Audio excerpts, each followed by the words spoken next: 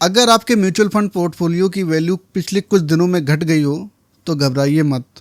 हो सकता है ये एक अपॉर्चुनिटी हो। ग्लोबल न्यूज में वॉर टेंशन की बात हो रही है। यूएस, इजराइल और ईरान के बीच सिचुएशन टेंस होती जा रही है और जब भी दुनिया में वार या जियोपॉलिटिकल टेंशन बढ़ती है, स्टॉक मार्केट यूजुअली रिएक्ट करता है। इस सिचुएशन में मोस्ट ऑफ द इन्वेस्टर्स के दिमाग में एक सवाल आता है कि अब क्या किया जाए। क्या एसआईपी को स्टॉप कर देना चाहिए?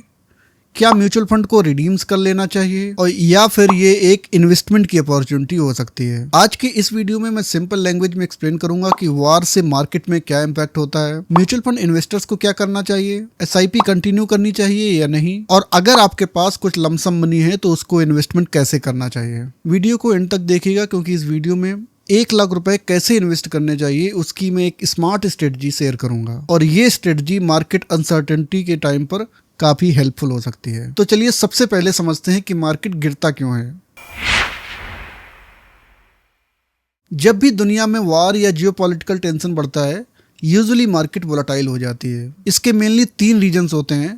पहला रीजन है अनसर्टेनिटी। इन्वेस्टर्स को ये पता नहीं होता है कि सिचुएशन कितनी सीरियस होगी और कितनी लंबी चलेगी। सेकंड रीजन है ऑयल प्राइसेस। आप सबको पता होगा कि इंडिया एक ऑयल इंपोर्टिंग कंट्री है। अगर मिडिल ईस्ट रीजन में टेंशन बढ़ती है तो ऑयल के प्राइस बढ़ने के चांसेस हाई रहते हैं और ऑयल प्राइसेस बढ़ने से हमारी इकोनॉमी पर प्रेशर आ सकता है। और तीसरा और सबसे इंपॉर्टेंट रीजन है इन्वेस्टर फियर। जब भी ऐसी सिचुएशन आती है तो जो ग्लोबल इन्वेस्टर्स होते हैं वो रिस्की एसेट से निकलकर सेफर एसेट की तरफ मूव कर जाते हैं। इसलिए शॉर्ट टर्म में मार्केट गिर सकता है, लेकिन एक इंपॉर्टेंट बात समझिए, मार्केट ज्यादातर फियर की वजह से रिएक्ट करता है। लॉन्ग टर्म फंडामेंटल्स यूजुअली इतनी जल्दी चेंज नहीं होते और इसी वजह से मार्केट करेक्शंस के बाद कई बार स्ट्रॉन्ग रिकवरी देखी गई है।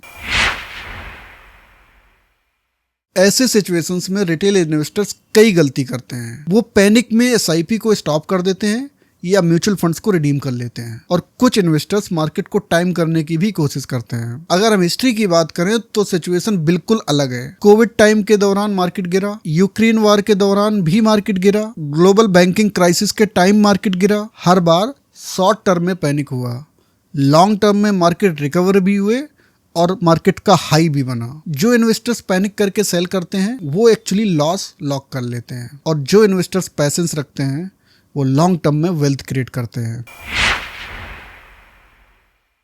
स्मार्ट इन्वेस्टर्स करेक्शंस को प्रॉब्लम नहीं, इन्वेस्टिंग अपॉर्चुनिटी समझते हैं, क्योंकि जैसे मैंने पहले समझाया था, जब मार्केट गिरती है तो आपको उस अपने एसआईपी अमाउंट में ज़्यादा यूनिट्स मिल जाती हैं। एग्जाम्पल के लिए समझिए कि अगर आप 10,000 की एसआईपी कर रहे हैं तो जब मार्केट हाई है या मार्केट जब स्मूथ है तो आपको 10,000 में रिलेटिवली कम यूनिट्स मिलेंगी। बट इस समय जब मार्केट क्रैश हो चुकी है तो उसी 10,000 में आपको ज़्यादा यूनिट्स मिल जाएंगी और वही एक्स्ट्रा यूनिट्स आपको लॉन्ग टर्म में बेटर रिटर्न्स देती हैं। इसलिए एक्सपीरियंस्ड इन्वेस्टर्स के लिए मार्केट करेक्शन का मतलब होता है मार्केट में डिस्काउंट सेल।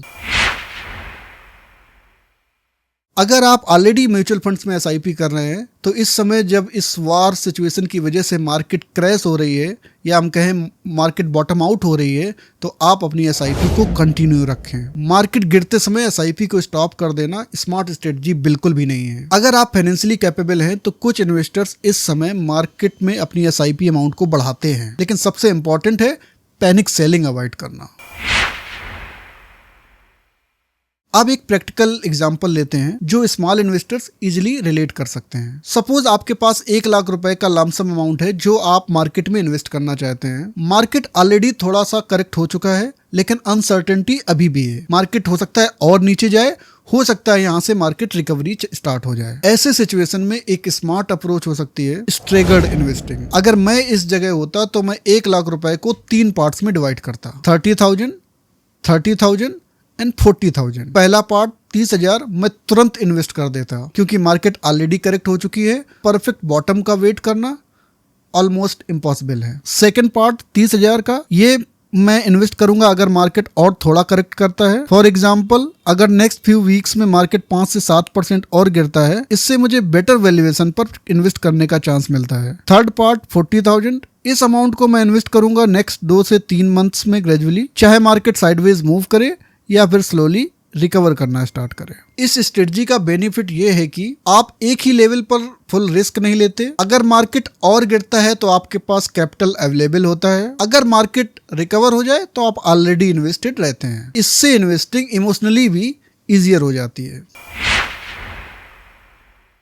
इन्वेस्टिंग का एक गोल्डन रूल ये है कि time in the market is more important than timing the market. Short term events जैसे वार्स, इलेक्शंस या ग्लोबल टेंशंस शॉर्ट टर्म में मार्केट को टेम्परेरी इफेक्ट करते हैं, लेकिन लॉन्ग टर्म में वेल्थ क्रिएट होती है डिसिप्लिन से, कंसिस्टेंसी से और पेशेंस से। इसलिए जब मार्केट गिरता है तो दो तरह के इन्वेस्टर्स होते हैं। पहला है पैनिक इन्वेस्टर्स जो डर के बेच देते हैं, और दूसरा होता है स्मार्ट इन्वेस्टर्स जो एक्युमुलेट करते हैं। आपको डिसाइड करना है कि आप कौन सी कैटेगरी में आना चाहते हैं। एक छोटा सा क्वेश्चन मैं आपसे भी पूछना चाहता हूं, अगर 5 से 7% अगर मार्केट गिरती है तो आप क्या करेंगे? SIP कंटिन्यू रखेंगे, इन्वेस्टमेंट इंक्रीज करेंगे या वेट एंड वॉच करेंगे? आप कमेंट में अपना आंसर जरूर बताएं। अगर आपको ये वीडियो हेल्पफुल लगा हो तो इस वीडियो को लाइक करें, चैनल को सब्सक्राइब करें। अभी के लिए बस इतना ही, मिलते हैं नेक्स्ट वीडियो में। तब तक स्टे स्मार्ट, स्टे इन्वेस्टेड।